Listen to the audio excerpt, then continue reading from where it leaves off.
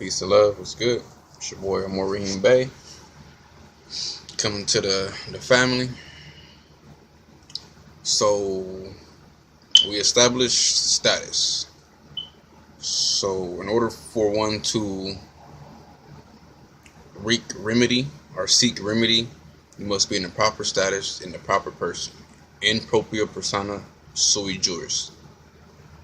Now once we established this, once you did your process, you got nationalized, you're ready to start to enforce your rights, and you're ready to separate yourself from your corporate entity, which is the United States 14th Amendment corporate citizen, the straw man, the capitis dominutio maximus, straw menace, homo, ens legis, multiple names out there for it. Fake entity, your trust, estate, corporation, however you feel, whatever you feel best at describing that straw is what you use. But never use straw in law. They don't recognize that. It's okay. So now you establish that you want to separate yourself. Okay, here is my affidavit. So this is a copy, and it's a maxim in law. An unrebutted affidavit goes as truth and facts. Truth, law, and fact.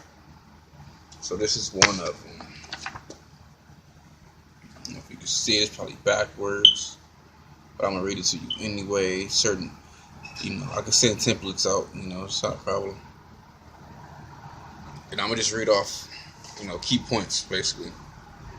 So, California Republic, my heading, Affidavit of Facts, Court of Records, Affidavit of Facts in support of complaint to dismiss case for lack of jurisdiction and breaching contract. So off top, when they receive it, they know what it's for. You want to dismiss this alleged case for lack of jurisdiction because contract was breached. Petitioner, sovereign of the people, noble, my name, Trejo Jr. Bay, in propria persona sui juris, Moorish American, in full life, injured party petitioner, authorized representative for Arthur J. Trejo Jr., the all capital letter name, the 14th Amendment legal entity, capitis dominutio maxima, created by the United States. Distinct separation. I'm authorized representative for that entity, that ens legis. So, okay. You put your address, in care of address. It's not your address, it's the postal service address. So when you use their address, you're actually submitting to jurisdiction. So whenever they come back at you, they've trapped you in jurisdiction and they have authority over you. But if you were to, write care of, you're recognizing that this isn't your property, this isn't your address. You're only using this address for their agencies to recognize, which route the mail goes. So this is not yours. You're in care of it, not yours. So when you write your address, you put in care of. And after you fill out your address, you always put the zip code in the box. Anything in the box doesn't exist. Law, a little law trick. Law. So you put non-domestic, non-resident, non-domestic, or non-domestic, non-resident, and non-combative, non-combatant, or non-combative. Either one, whichever one sounds better. Letting them know that you're foreign, you're not a domestic citizen, you're not a resident. Because if you look up resident in a law dictionary, matter of fact, I got mine right here. Let's take a look up at it. So this is why you don't use resident or domestic. Residence. Always got to have a law dictionary when going into the law. Their words and our words aren't the same. The regular talk we use isn't going to fly in the courtroom. To check it, let me see. Resident. It's a noun. 15th century. A person who lives in a particular place. A person who has a home in a particular place. And since a resident is not necessarily either a citizen or a domiciliary. But what stands out to me in this law dictionary, the word person. I have a fourth edition law dictionary.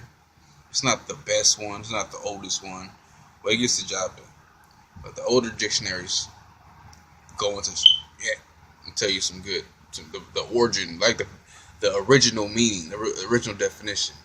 Of course, when a European gets hold of things, he likes to chop shit up, make puzzles, and figure out here, there. So they gotta bring it back and really sit. It's a European, man. He chops shit up, hides it. Dragon Ball Z. What happened? 7 Dragon Balls.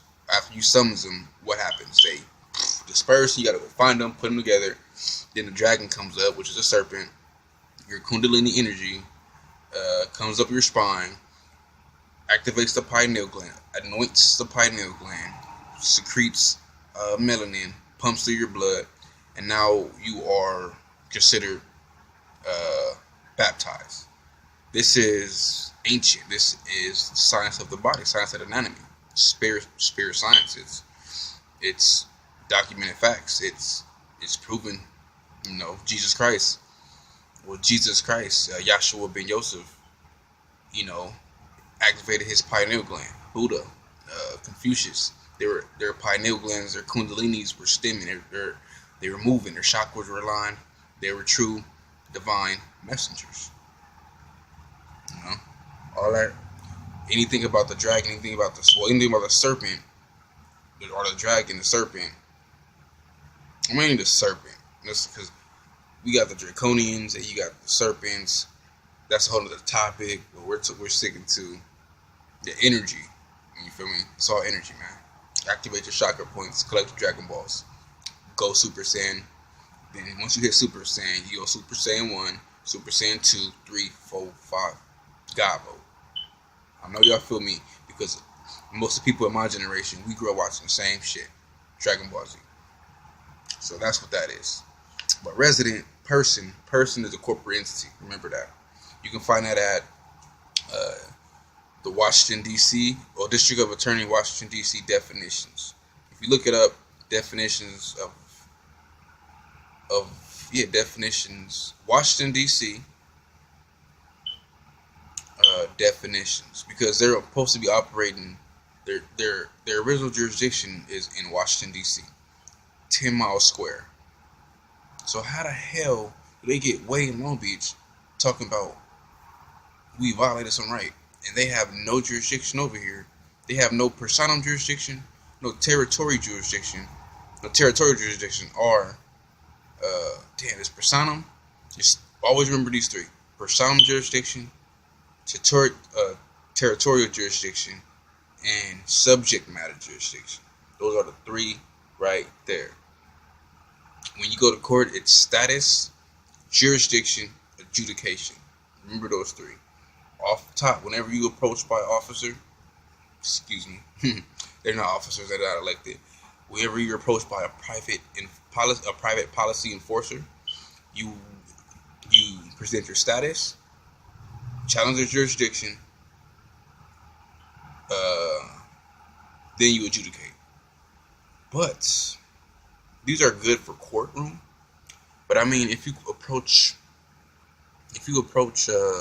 say a policy enforcer approach you, you should speak with an intelligent tone and let him know that you are not a United States citizen. You're not a public citizen. You're a private citizen, private national, private foreign national. You're a foreign national, private citizen. You're not a public citizen, because once you're in the public, they will do anything to you. Give you tickets, slap you with tax liens, whatever, fine you, take you to prison, whatever. So we really have to understand words and who we are. The public entity is the straw man. The corporate entity, that's their property. They created that, so they have control over that. They assume that you're that. You're not that. That was created with your name. You are from the Creator, divine. You're not of straw. You're of flesh. So their corporate policies don't apply to you because they did not create you. In law, when what you create is what you control. So They created that straw, that's their straw, but it's for your benefit. So they created a vessel for you to use. You're authorized to use it, but it's not yours. Keep that in mind. So, yeah. So back on this affidavit. Sorry, I'll be going off sometimes. So I'll just, hey, talk, man. Good information on. Okay. So, affidavit. And don't worry about really what it looked like. I can show you again. Because when my computer get up and running, right now I gotta get in the charger for it. I'm gonna send you guys templates, and you guys can use the templates and go from there.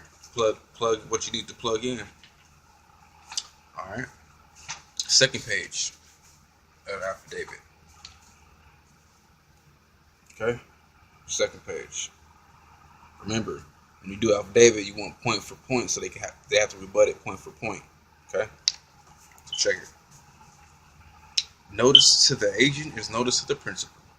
Notice to the principal is notice to the agent. For the record, on the record, and let the record show. Legal status. Aboriginal, Indigenous, Moorish Mason, American creditor. King of this land, possessing freehold and primogeniture status. Native to the land we know as Northwest Africa, Northwest America, Northwest of Mexico, the North Gate. And I'll put in the brackets. For future matters, put your subordinates on notice of who I am before their incompetence causes future injury. Give them a warning, public notice. Okay.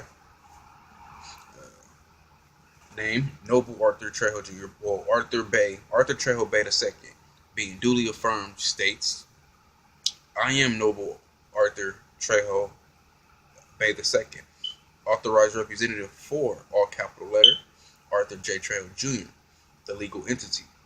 I am 21 years of age, of sound mind, and I have personal knowledge of the facts stated in.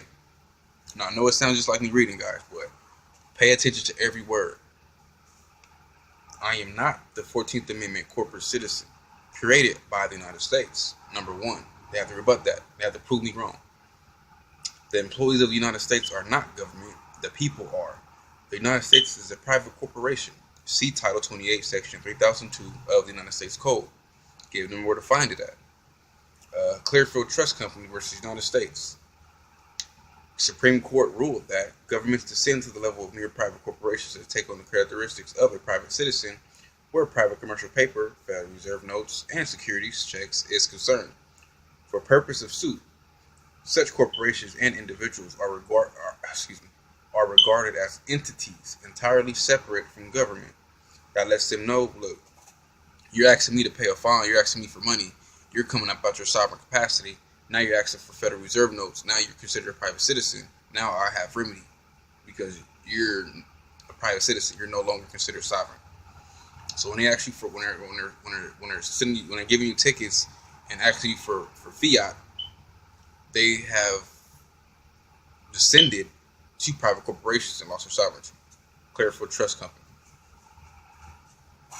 All laws created by these corporate fictions are dead in the face of law and do not apply to the natural man or, in law, natural person. I don't like using that word because a person is a corporation, so how can I be a natural corporation? Got me? Only to their corporate employees. So their rules and statutes only apply to their corporate entity. 14th Amendment, straw. Okay. The only way corporate entities can assert authority over the natural man is if the natural man has agreed to contract with the corporate entity by written agreements in complete transparency. So it has to be clear. It has to be clear that you agreed to everything. But how can you agree to everything when there wasn't full disclosure of the facts? They only told you a little bit of what was going on, so you signed anyway. So right there is, void agreement, void contract. A king, natural man, Aboriginal, Moorish American, did not agree to the waiver of any of my unalienable rights, nor did I wish to contract. I was compelled under threat, duress, and coercion. Threat, duress, and coercion. Whenever they're talking to you, you're always under threat, duress, and coercion. Why? Because they're armed. Their private security armed. With deadly weapons. You're supposed to be peace officers, but they're not. Okay. This is number 7.